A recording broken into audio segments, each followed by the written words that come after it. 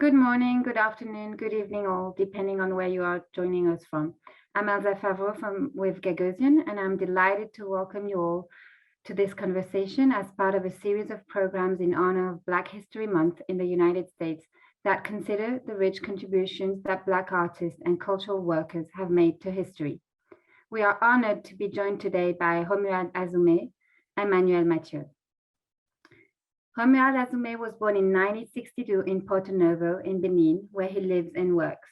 Azoumé, whose works is included in numerous public collections and has been exhibited all over the world, is largely known for his powerful mask composed of plastic gasoline containers and other discarded materials that boldly reflect and expose the consequences of corruption and subjugation throughout Africa. Manuel Mathieu, Haiti-born and Montreal-based, is a multidisciplinary artist whose technique masterfully threads the line between figural and abstract. Mathieu's paintings often investigate themes of historical violence, erasure, and physicality, nature, and religious symbolism in Haitian visual culture. Romuald, Manuel, I'll let you take it from here. Merci. Thank you. Merci pour l'invitation à l'équipe de Gagosian. Donc, comme Elsa l'a souligné, on a été invité pour mettre dans le contexte de l'histoire des Noirs. Et dans ce contexte-là, j'aimerais un peu questionner l'idée de perspective et du regard de la perspective. Donc, d'habitude, dans le contexte de l'histoire des Noirs, du mois de l'histoire des Noirs, on parle souvent en fait, c'est souvent la perspective du regard du blanc vers les Noirs ou de l'histoire des Noirs. Aujourd'hui, j'aimerais un petit peu questionner cette perspective-là, déjà en commençant en disant que Romuald et moi, on a une histoire très, très lointaine. On vient tous les deux du Bénin. Moi, mais Romuald vient du Bénin, moi, je suis haïtien. Mais on sait qu'avec la colonisation et l'esclavage, il y a beaucoup d'Haïtiens qui ont été pris du royaume de Dahomey. En fait, beaucoup d'Africains qui ont été pris du royaume de Dahomey, qui ont été amenés en Haïti. Donc, ce qui explique le fait que Romuald et moi, on partage un héritage spirituel qui est le vaudou, un langage cosmique, si on veut. Donc, dans cette optique-là, notre perspective en tant qu'hommes et peuple noir, c'est que l'esclavage n'est pas notre histoire. En fait, l'esclavage a interrompu notre histoire. Donc, l'esclavage a interrompu notre fraternité, elle a interrompu notre histoire, au fait. Donc, en changeant cette perspective, je pense que en soulignant cette perspective, je pense que mais c'est important de le faire parce que c'est ça aussi notre histoire. L'histoire, c'est pas l'esclavage, mais elle a été interrompue par les colonisateurs, par les settlers, comme ils disent. Donc, dans ce contexte-là, ce qui m'intéresse, et je pense que ce qui intéresse Romuald aussi jusqu'à un certain point, c'est de parler de l'âme noire, au fait, plus que de parler de cette perspective de regard blanc sur les Noirs dans le contexte de l'histoire des Noirs. Donc, je pense que j'aimerais étaler ça comme base pour le début de la conversation. Et je pense que Romuald a beaucoup de choses à dire là-dessus. Oui, je pense que en écoutant tes propos, moi, je ne suis pas dans cette optique de parler de l'histoire noire, parce que pour moi, l'histoire noire est l'histoire de l'humanité, parce que la couleur, ça ne veut absolument rien dire. C'est-à-dire que la couleur se limite à la réduction que les hommes ont fait de leur environnement direct. C'est-à-dire leur environnement direct, c'est les vis-à-vis qu'ils ont en face d'eux, le jaune, le blanc et le noir. C'est assez terrible et assez réducteur. Je pense que l'histoire noire est simplement l'histoire de l'humanité parce que nous sommes les premiers sur la Terre et c'est la dépigmentation qui a fait que nous avons eu des blancs, des jaunes et d'autres couleurs si on veut. Mais ce qui est important pour moi, c'est de parler de cette humanité-là, cette humanité qui est méprisée. Comment se fait-il que certaines personnes qui sont des humains comme toi et moi soient méprisées par rapport à leur histoire, soient méprisées par rapport à leur vie, soient méprisés par rapport à leurs conditions. Et je pense que c'est ça qui est très intéressant pour moi. Voilà. Super. Mais il me semble aussi que tu as fait une œuvre qui parlait de ça de manière plus, avec un regard assez complexe, qui est Salto Atras. Oui, nous faisons une conversation, mon cher ami. Et cette conversation, pour moi, est très importante. C'est-à-dire que quand tu disais tout à l'heure que, que tu étais du Dahomey, c'est le Bénin, c'est-à-dire que quand tu regardes dans ton sang, il y a le mien. Il y a le C'est mien. sûr, c'est sûr. Les gens de souvenance sont tous des vaudouisants qui sont venus du Bénin. Beaucoup de personnes en Haïti ont les mêmes génomes que moi. Oui. Mais là, c'est visible hein, parce que nous sommes considérés comme des Noirs, parce que nous Oui. avons une autre couleur par rapport à ceux qui nous écoutent peut-être. Mais attention, quand on va en Argentine, par exemple, où j'ai eu à faire cette pièce qui s'appelle Salto Atras, quand on va en Argentine, les études ont prouvé que la majorité, une bonne partie, pardon, des Argentins ont un génome noir, dont 8% ont un génome noir. Ça veut dire que dans leur sang, ils ont aussi notre sang, ils ont notre génome à nous. Tu vois? Donc, ils sont noirs à l'origine. Donc, comment se fait-il, la question aujourd'hui, mais comment se fait-il que on efface l'histoire des Noirs totalement dans ce pays? Et ça a été cette question-là qui m'a dérangé quand j'étais là-bas pendant la Biennale Sur. Et pour répondre à cette question, j'ai fait une pièce qui s'appelle Salto Atras. C'est-à-dire, quand on regarde très bien aujourd'hui un croisement entre un blanc et un noir, on appelle ça mulâtre. Et quand on voit le résultat de ce croisement qui est un métis, en réalité, ce métis qui est croisé à un blanc ou qui est croisé à un noir va donner un quarte ronde. Un quarte ronde, c'est-à-dire qu'il a un quart de la couleur noire ou un quart de la couleur blanche quelque part. D'accord? Il devient quarte ronde. Mais en Argentine, et pas seulement en Argentine, dans le monde entier, on a des fois des gens qui sont totalement de couleur blanche, mais qui font un enfant noir. Et puis, ça crée certains problèmes. On dirait que la femme a trompé l'homme, mais c'est faux. En regardant très, très bien, comme en Argentine, c'est dans le génome de la femme ou dans le génome de l'homme, il y a un génome noir venu d'Afrique. Et c'est ces enfants-là qu'on appelle le salto atras. Le salto atras signifie le saut en arrière. Et ce saut en arrière, c'est un voyage qui est fait génétique. dans le bon vieux temps, qui est fait dans le bon vieux temps dans cette charrette-là, avec les ballots de wax africains et avec toute l'histoire africaine. Voilà pourquoi j'ai fait cette pièce, tu vois, pour dire que si les Argentins aujourd'hui ont effacé l'histoire noire dans leur musée de l'immigration, où il y a bien l'histoire allemande, où il y a bien l'histoire japonaise, ils ont tort parce qu'ils ne peuvent pas l'effacer complètement. Parce que 8%, 8% ça leur appartient, ça fait partie d'eux. Et pourquoi est-ce que tu penses qu'il y a cette peur de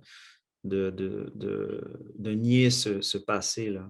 Cette peur de l'autre, au fait. Pourquoi est-ce que tu penses que... D'où est-ce que ça vient? Qu'est-ce qui pourrait expliquer Non, ça, c'est les résidus de la colonisation. C'est les résidus de la colonisation. C'est-à-dire que si tu vois aujourd'hui l'Afrique, on est le continent le plus riche, je peux dire extrêmement riche.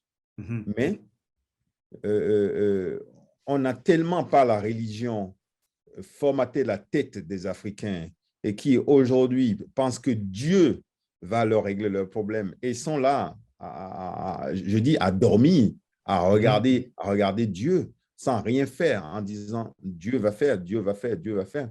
Et on leur a tellement mis dans la tête, on a mis dans la tête des Africains que, un, c'est des sauvages, deux, ils ne sont pas intelligents, trois, on peut les traiter comme des esclaves, 4, on peut effacer leur religion et eux-mêmes ont accepté ça. Maintenant, ceux qui ont pensé cette histoire, ils l'ont pensé et ils ont continué à penser cette histoire parce que c'est le meilleur moyen de récupérer des richesses de nos pays. Et c'est ce qu'on voit aujourd'hui. C'est-à-dire qu'on nous donne la religion, nous, on s'occupe de la religion des autres sans penser à notre culture à nous, sans dire que ce que nous avons chez nous est la meilleure chose au monde, notre culture est la plus riche et la plus intéressante. Et, mais comment veux-tu qu'une fois que nous-mêmes, nous ne croyons pas à ce que nous avons chez nous, que les autres y croient? Donc, c'est l'ignorance qui fait, c'est l'ignorance de l'autre qui fait que on nous a toujours regardé comme ça et qu'on nous a toujours traité comme ça. Et un jour, si cette barrière tombe, et cette barrière doit tomber grâce aux Africains eux-mêmes d'abord, avant que ça ne tombe chez les autres, parce que les autres, c'est de l'ignorance pure et simple. Ben, je suis tout à fait d'accord avec toi. Et je pense que l'art a une place importante à jouer là-dessus parce que c'est à travers ce qu'on fait, je pense que c'est une manière de mettre de l'avant notre humanité. Tu vois, lorsque tu parles d'une œuvre comme Salto Atras, ça parle de quelque chose qui est invisible, au fait. Ça parle de quelque chose qui est invisible, mais qui est quand même présent. Tu vois, qu'on peut essayer de le nier, mais ça fait partie de notre héritage. D'ailleurs, dans cette idée d'héritage, moi, je me suis, pour revenir à la question du moins de l'histoire des Noirs, et tu as bien parlé de ça, justement, de l'histoire des Noirs, c'est l'histoire de la Terre, de l'humanité. Moi, en tant qu'Haïtien qui a pris son indépendance il y a un petit peu plus de 200 ans et qui, à travers ces 200 ans-là, a articulé sa liberté à travers la peinture, la littérature, etc., la chanson aussi, et la spiritualité, c'est seulement en 2020 que j'ai fait une œuvre qui s'appelait Black Portrait, qui est là, au fait, que vous pouvez voir à l'écran. C'est à ce moment-là seulement, je pense que j'avais, je ne sais pas quel âge que j'avais, mais c'est assez récent, comme vous pouvez le voir, que je me suis intéressé au corps noir et à représenter, au fait, l'idée d'un portrait noir. Mais avant ça, je n'ai jamais naturellement eu cette nécessité de penser à ça, de penser au portrait noir, parce que ce n'est pas quelque chose que j'avais la nécessité de regarder ou bien de questionner. C'est quelque chose qui faisait partie de moi-même et qui avait toute sa place, au fait. Tu vois ce que je veux dire? Je pense qu'on s'entend quand même là-dessus, Romuald. Comme tu dis, on s'était parlé plusieurs fois de ça. Et je me rappelle, tu étais dans une biennale. La première fois qu'on s'est parlé, tu étais dans une biennale. Et tu me disais que tu travailles sur un projet, tu sais pas, tu vas accoucher, tu sens que tu vas accoucher bientôt, et tu sais pas si ça va être un homme ou une femme ou les deux. Et ben, c'est intéressant ce rapport-là parce que lorsque je travaille, j'ai pas nécessairement ce besoin d'associer certains tableaux ou certains projets à nécessairement la race ou à une réalité de noir ou des trucs comme ça. Donc, c'est quand même quelque chose qui est récent pour moi. Je suis très conscient qu'il y a des relations de pouvoir autour de cette réalité raciale qui réduit, comme tu as dit tout à l'heure, notre humanité. Mais c'est récent, en fait, c'est récent que j'ai commencé à me concentrer là-dessus. Oui, moi, tu dois savoir que mon travail est basé sur tout ce qui est problématique, sur tout ce qui est problématique de l'histoire de l'humanité en réalité. En réalité, nous y réfléchissons, et puis le fait de créer une œuvre d'art n'est que la réponse aux questions qu'on se pose encore, parce qu'il y a plus de 2000 ans, nos aïeuls ont commencé, ils ont été les premiers à poser ces questions-là. Ils ont été les premiers à poser ces questions-là sur la vie, la mort, le jour, le destin, la perpétuité, plein. Et donc, ils ont la femme aussi. Donc, ils ont eu, la vie, des réponses. Ils ont eu des réponses qu'ils ont traduites d'une certaine manière où on pensait que ces gens-là ne savaient pas écrire, mais ils savaient écrire mieux que quiconque parce qu'ils avaient une manière beaucoup plus intelligente, beaucoup plus ramassée et moins bavarde pour écrire leurs pensées. Et moi, mon travail se situe à ce niveau-là, où c'est une réponse qui est donnée à un des problèmes qui existent, qui a toujours existé peut-être, ou qui va venir, et auquel on ne sait pas si l'accouchement sera un petit bébé gentil ou un petit bébé méchant. On n'a aucune idée, un garçon ou une fille, de on comment n'a ça va aucune idée. de comment ça va se présenter. On ne Tu sait sais, pas comment ça va se présenter. C'est ça la surprise. Voilà. tu parlais de perpétuité tout à l'heure. C'est intéressant. En plus, tu faisais la référence avec nos ancêtres, puis le passé et le présent. Et c'est intéressant de voir qu'on a fait une œuvre qui tourne autour de la même chose, cette idée de perpétuité. Je pense que l'œuvre que tu as faite s'appelle Rainbow Serpent. Oui. Et c'est une œuvre que j'ai découverte il n'y a pas longtemps. Elle est magnifique. Et j'ai fait une œuvre qui parle un peu de ça aussi. Mais comment t'expliques, parce que tu as parlé de ça brièvement, comment t'expliques cette œuvre-là, elle date de 2007. Je fais une œuvre qui parle de cette idée de perpétuité en 2020. Comment t'expliques qu'on puisse avoir cette sorte de nécessité de voyager autour des thèmes similaires, parce que c'est quand même un terme universel, la perpétuité? Oui, déjà, L'éternité, l'immortalité, tout ça. oui, déjà, il faut comprendre quelque chose chez nous. C'est que nous respirons notre culture. Nous ne pouvons pas exister sans dire aux gens, nous venons de tel endroit.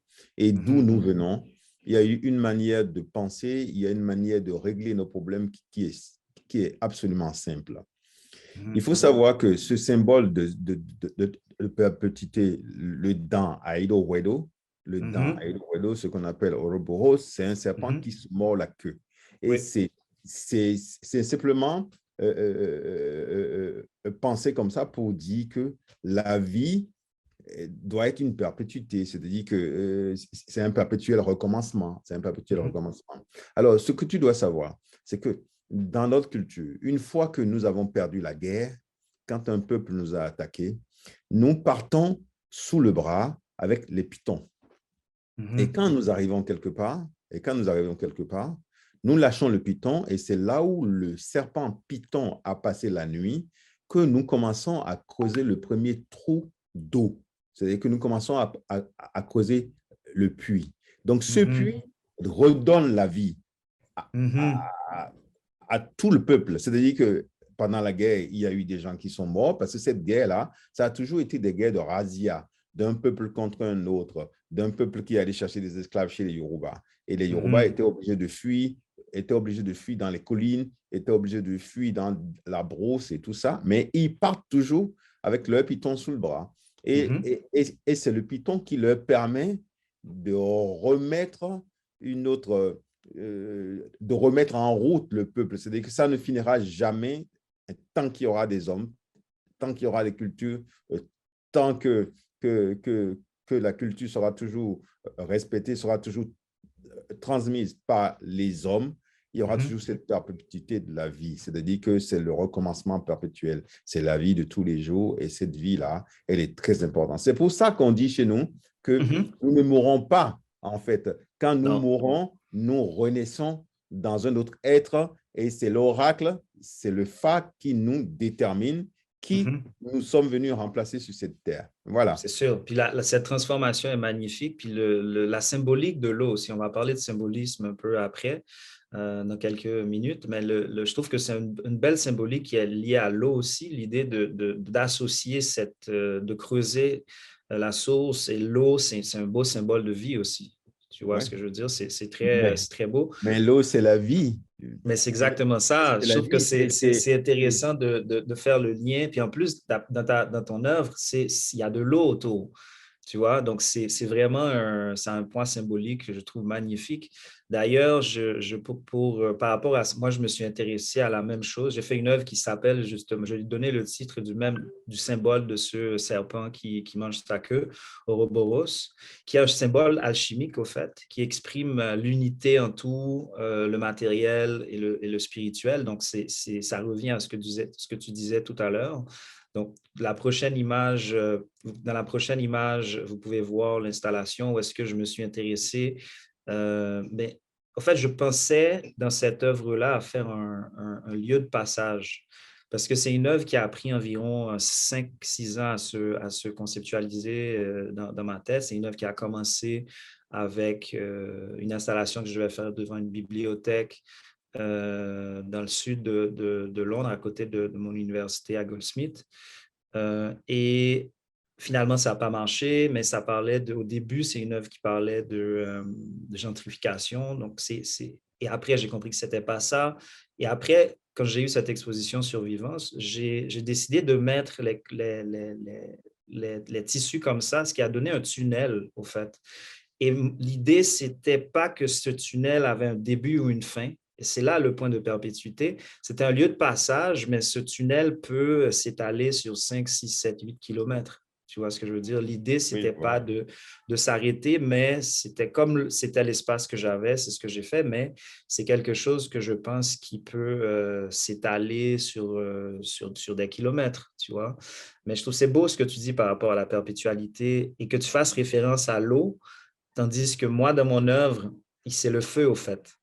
Tu vois, parce que le feu a fait le trou dans les tissus et dans ton œuvre, ça faisait référence à l'eau. Donc, je pense qu'il y a quelque chose d'intéressant quand même que les éléments comme la terre, le feu, l'eau se retrouvent quand même dans cette idée de perpétuité parce que Oui, en mais fait, c'est les matériaux. tu as oublié l'air. Tu as Oui, oublié l'air exactement. Exactement. qui complète exactement les 4 éléments qui font que l'espèce humaine existe aujourd'hui, parce que c'est le mélange de ces 4 éléments-là, selon notre culture, selon la géomancie divinatoire Fa, qui va du bas occidental nigérian au bas occidental ghanéen, où nous définissons que l'espèce humaine qui existe aujourd'hui est le mélange, pas seulement De l'espèce ces humaine, 4 éléments. C'est de les espèces, l'alchimie, au ces fait. 4 éléments. Oui. Mais attention, mais nous précisons que dans cette géomancie divinatoire, nous avons le croisement de ces 4 éléments qui, à un certain moment, se retrouvent à la diagonale. Et donc, on peut quantifier exactement la quantité d'air, d'eau, de feu et de terre. À ce moment-là, qu'est-ce qui se passe? À ce moment-là, ce qui se passe, c'est que et quand on continue de, de, de, de, de, de, de, de continuer le croisement, on peut avoir les 16 éléments qu'on a eus par rapport au premier croisement qui se recroisent contre ces 16 éléments-là. Et pareil, nous aurons une possibilité de 256 cas qui, à la diagonale, se retrouvent aussi pareil. C'est-à-dire que nous avons les mêmes signes et qui se retrouvent à chaque moment. Et ces signes-là sont absolument quantifiables. C'est à ce moment-là seulement que nous avons déterminé les signes qui sont les 16 signes qu'on peut appeler les signes mères, qui sont les signes de la vie, de la mort. Je veux simplement attirer ton attention sur quelque chose, parce que tu as parlé du feu. D'accord? Tu as parlé du feu. Mais tu dois savoir que le premier signe qui est un rond, simplement un sec rond, où on disait que ces gens-là ne savaient pas écrire, ils ne savaient pas lire non plus, eux, ils ont décidé de tracer la vie comme un symbole, un sec vide. Et ce sec vide-là dit une chose, dit que quand la foudre a brisé tout un rocher, toute une colline, il y a une petite souris qui est sortie de cette fissure. ce rocher-là, de ces rojets qui sont brisés, complètement brisés. On n'aurait jamais pensé qu'une petite souris sortirait de là. Alors, ce qui signifie simplement que chaque espèce sur la Terre a le droit de vivre. Mais de l'autre côté, ils ont redessiné un cercle rond qui est plein, qu'ils ont noirci. Et ce cercle rond-là signifie la mort. Mais quelle mort? La mort qui est liée à ce serpent qu'on appelle K. Et le K, c'est le serpent, c'est le python, parce que le python est un animal qui est le meilleur indicateur d'eau, de source dans notre environnement. Donc, celui qui te donne de l'eau te donne la vie. Donc, cette mort-là dont on parle, qui est le rond plein noirci, n'est pas n'importe quelle mort. C'est la mort qui redevient la vie. La vie. On peut parler de ça, on peut parler de tous les signes comme ça, hein, et arriver au feu dont tu parles, qui est aussi un de ces éléments absolument extraordinaires. Mais ce n'est pas n'importe quel feu. Attention, ce n'est pas le feu des catholiques où on te dit c'est le diable, c'est mauvais. Oui, Non, non, non. Ce non, feu-là, non, non. c'est la vie aussi.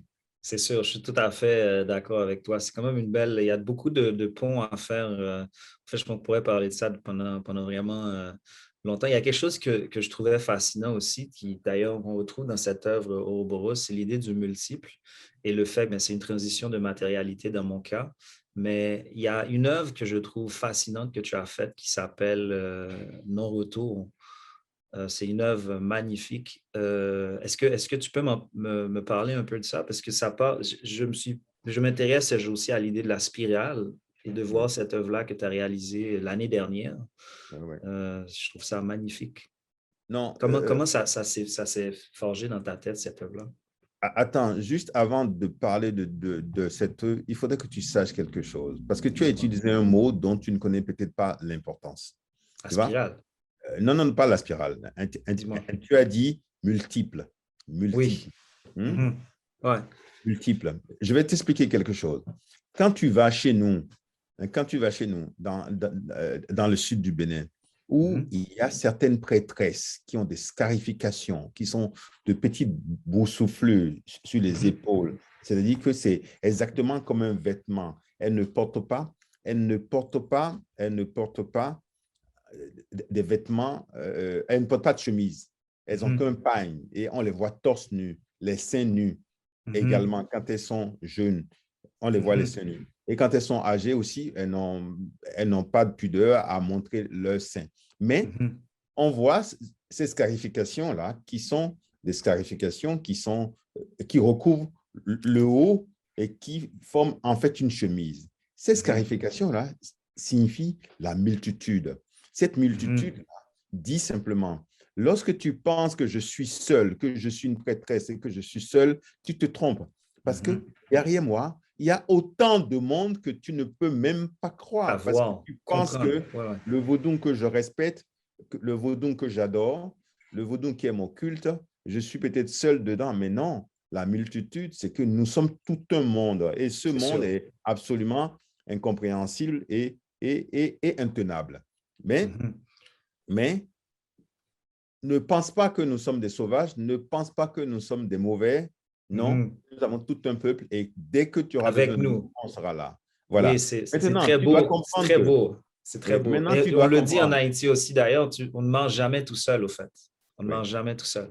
Donc maintenant, tu dois comprendre que lié à cette pièce-là, Mhm. et il y a beaucoup de gens qui étaient complètement surpris par cette pièce parce qu'ils ne sont pas.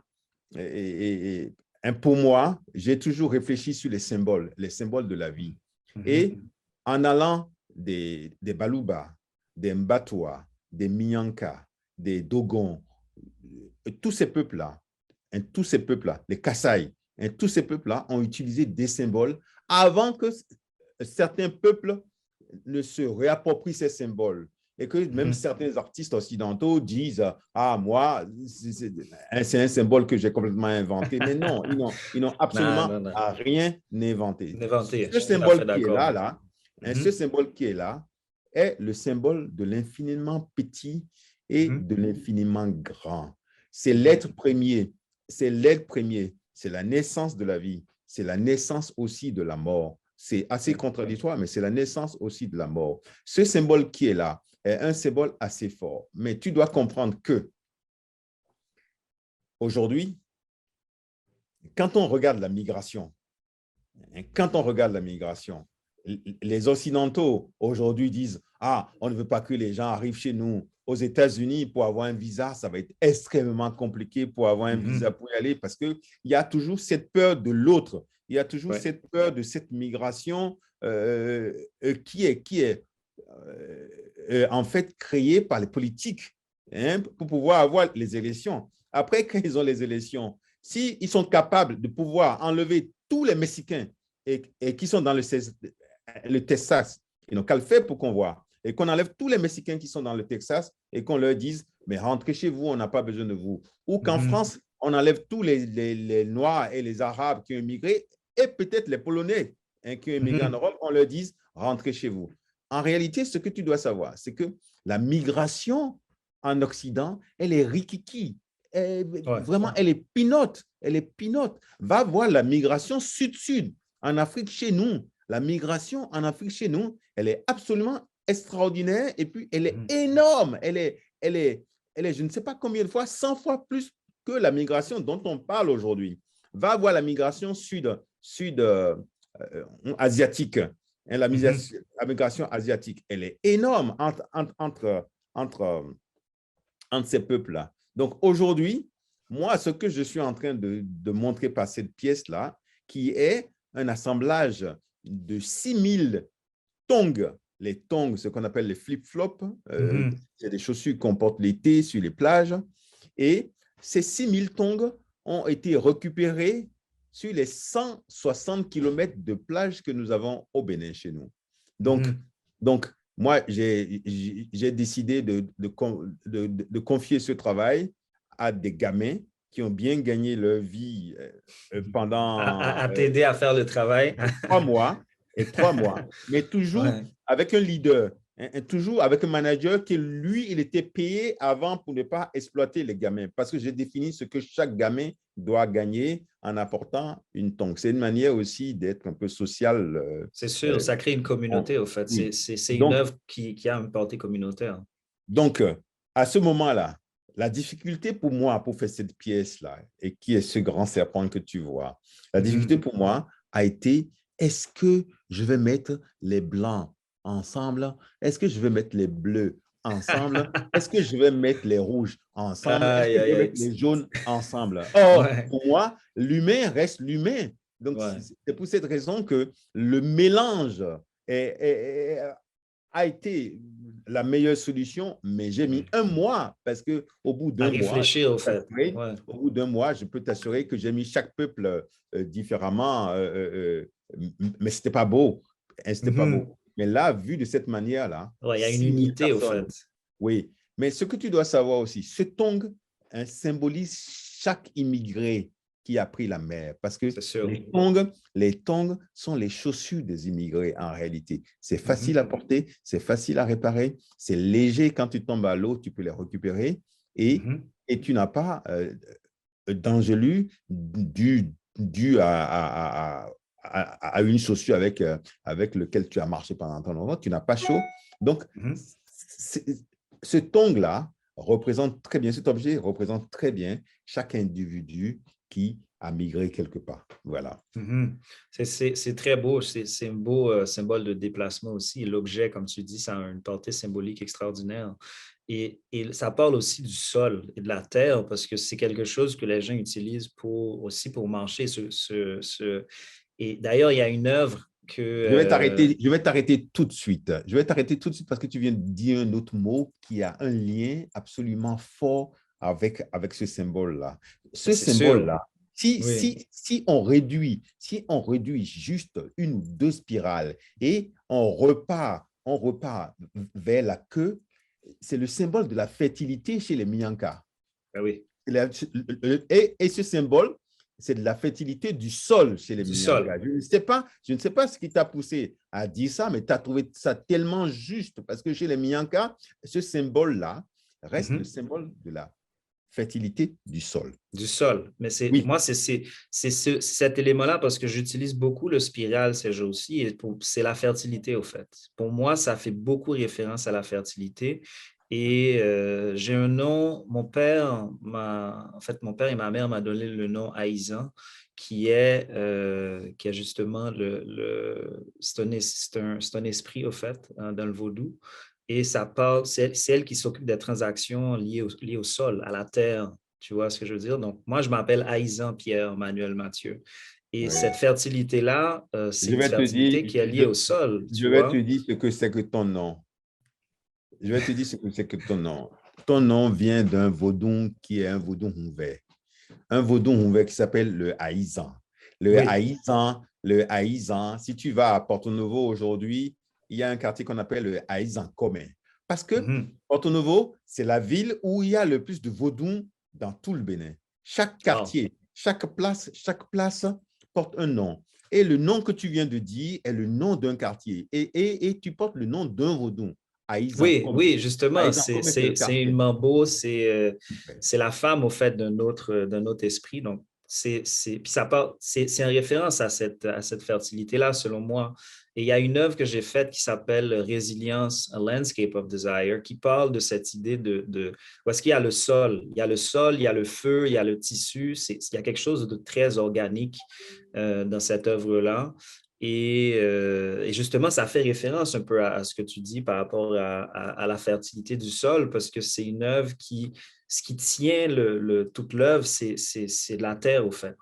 C'est une œuvre qui est en train de peu s'effondrer, si on veut, et c'est une œuvre qui se tient à cause de cette accumulation de terre, de feu, et c'est une œuvre qui parle un peu de collage, si on veut. Euh, et c'est une œuvre qui parle de désir aussi. En fait, j'ai commencé à travailler ce matériel-là Ouais. et avec une préoccupation liée au désir. Donc, il y a quelque chose de très charnel, de très viscéral, de très... mais c'est comme le feu, au fait. Il y a quelque chose, en utilisant le feu dans ce contexte-là, c'était aussi pour parler d'une certaine fatalité, parce que c'est quelque chose qui symbolise la vie, c'est quelque chose qui est définitif aussi, et en même temps, c'est quelque chose je ne sais pas, qui peut être très violent. Donc, il y a une contradiction dans cette œuvre-là en référence avec le sol, la terre, le tissu, le coton, en fait. C'est du coton naturel qui, je pense, s'associe bien avec ce que tu disais tout à l'heure. Donc, mais je suis content que tu soulignes, mais que tu connaisses Aïzan parce que c'est qui je suis, au fait. Ça fait partie ça fait partie de mon histoire, de qui je suis. Non, mais je Je t'ai dis dit, Manuel, mais en fait, Aïzan, c'est mon premier nom, en fait. et Aïzan, je t'ai dit que dans ton sang, il y a le mien. Mais c'est exactement, ça revient Donc, à ce qu'on voilà. disait tout à l'heure et ça Là. part de cette perspective que, dans le fond, c'est notre histoire. Tu vois ce que je veux dire? C'est notre parcours et il est lié. Il a été interrompu, mais il y a pour revenir à Ouroboros, c'est de l'unité, tu vois, on est dans un espace d'unité, de matériel et de spiritualité. D'ailleurs, j'aimerais qu'on parle un peu d'animisme et de la place du symbolisme dans notre travail. Tu as une œuvre que tu as faite qui est magnifique, qui s'appelle Ratzinger, Oui, qui parle de cette idée d'ailleurs. Est-ce que tu peux...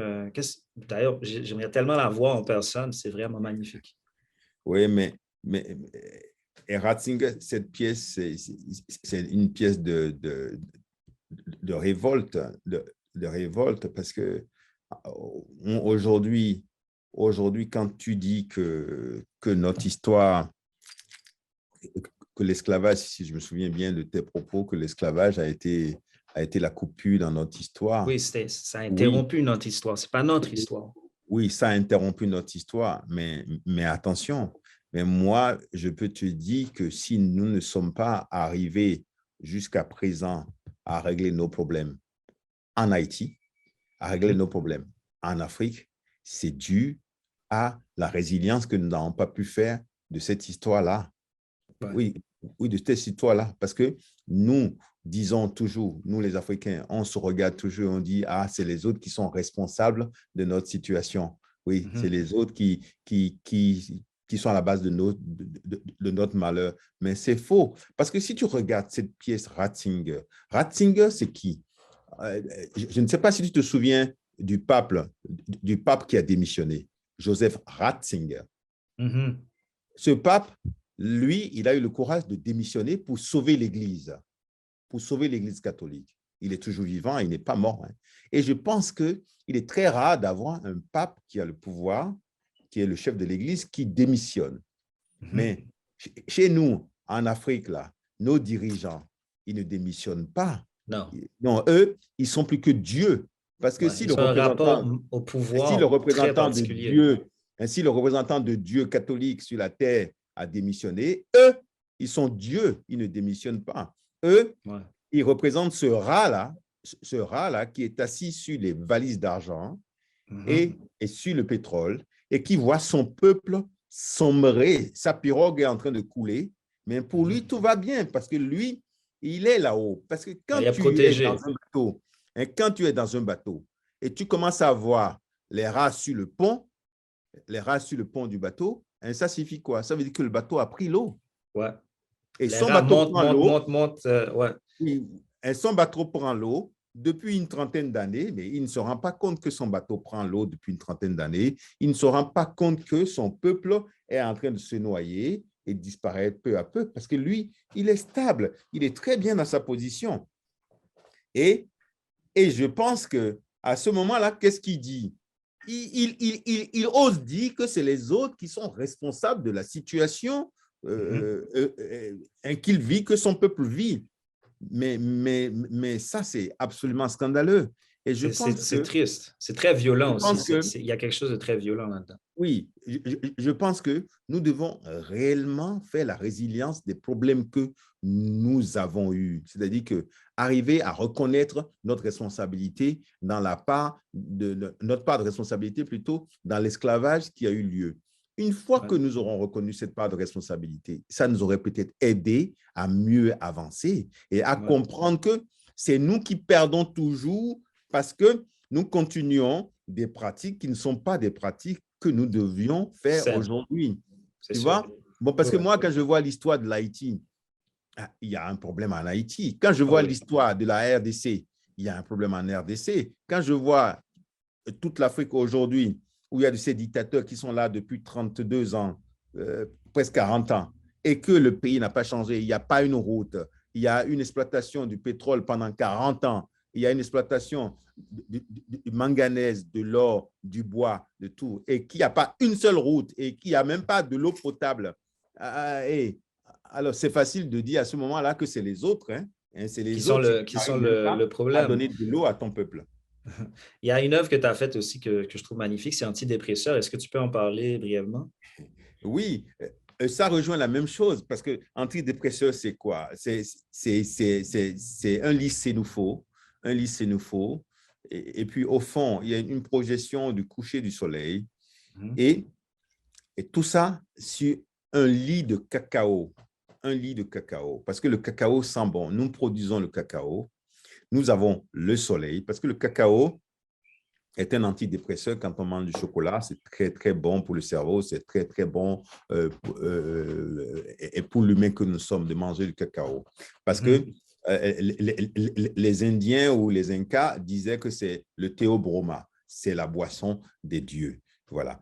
Donc, à ce moment-là, nous, on a le soleil, on a le cacao. On a tout ce dont on a besoin pour ne pas déprimer. Oui, c'est sûr. Mais on déprime.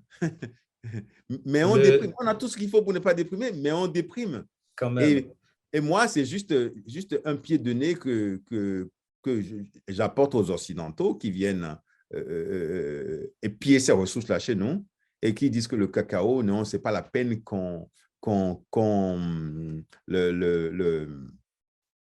je ne sais pas, et on le produit, c'est bien, mais ce n'est pas la peine qu'on ait des usines qui le transforment chez nous. Et qu'eux, ils sont les meilleurs transformateurs. Oui, parce que ça continue par la même pression. Ils achètent le cacao au prix qu'ils veulent. C'est eux qui mettent le prix. Mais c'est aussi la faute de ces Africains-là qui n'ont rien fait pour que ça change. Parce que nous sommes capables de faire les choses pour que ça change. Quand tu vois notre pays aujourd'hui, le Bénin, c'est en train de changer. Il faut une prise de conscience, c'est tout. Vraiment, il y a un poids géopolitique que je trouve quand même... là, on ne peut pas en parler en détail parce qu'évidemment, on ne va pas rentrer dans la géopolitique en lien avec tout ça. Mais je veux parler d'une œuvre que j'ai faite en lien à ce que tu viens de dire qui s'appelle Sacred Burden, qui est le Sacred Burden, c'est bon, je ne sais pas comment le traduire en français, mais c'est le poids sacré, en fait, voilà. Ouais. Et ça parle d'histoire, ça parle ça parle du poids sacré, de Sacred Burden que moi je porte en tant qu'Haïtien. C'est un poids qui parfois peut être troublant, qui parfois peut être... qui me préoccupe, au fait, qui m'habite, mais qui est quand même très sacré pour moi. C'est un héritage qui est très sacré, donc il y a une constante contradiction. Il y a un sac de charbon collé sur le tableau aussi. Donc, c'est un sac de charbon c'est un sac qui a été utilisé pour apporter du charbon aussi. Donc, c'est ça. Il y a une belle référence avec l'idée du poids, du fardeau. Et il y a aussi la référence mais à cette complexité. Ce qu'on peut voir à gauche, par exemple, c'est le fait que il y a beaucoup d'ambiguïté et d'équilibre que je cherche en portant ce fardeau-là. Puis pour revenir à la place du symbolisme, il y a cette œuvre que j'ai faite récemment qui est en céramique, qui est une fleur qui s'appelle The Flower. Et c'est une petite œuvre toute petite qui fait référence à la nature, parce qu'on parlait beaucoup de l'alchimie, des 4 éléments. Et pour moi, la nature, c'est la meilleure manifestation de Dieu, au fait, de l'infini, de quelque chose de très généreux. Tu parlais de cacao tout à l'heure. Je pense que c'est quelque chose qui est le plus généreux en fait, c'est la matière la plus généreuse que je connaisse. Et on n'a pas besoin de beaucoup lui donner pour qu'il nous redonne, au fait, tout ce dont on a besoin. Donc, tu vois, le cacao, justement, pour faire référence à ce que tu dis, mais c'est une source de bonheur, au fait, Ouais. de bien-être. Et ça vient aussi de la nature. Donc, ouais, Ouais, je mais suis pour, vraiment content.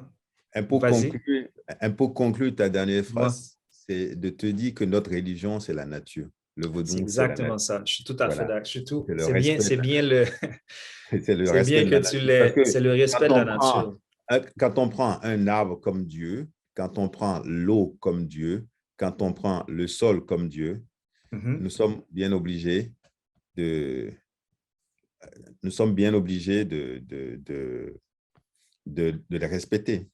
C'est sûr. Je suis tout à fait d'accord. Je suis content que tu l'aies souligné parce que c'est tout à fait vrai. Nous sommes la nature, au fait. Donc, on fait partie de tout ça aussi, comme un C'est tout. exactement ça. Je crois qu'on a passé le temps qui nous est imparti. Ouais, hein? On a fait le tour, au fait. Je suis content qu'on ait eu le temps de tout dire. Un grand merci à vous deux. Vraiment. Thank you again, Romuald and Manuel, for this fantastic conversation. And thank you all so much for joining us today.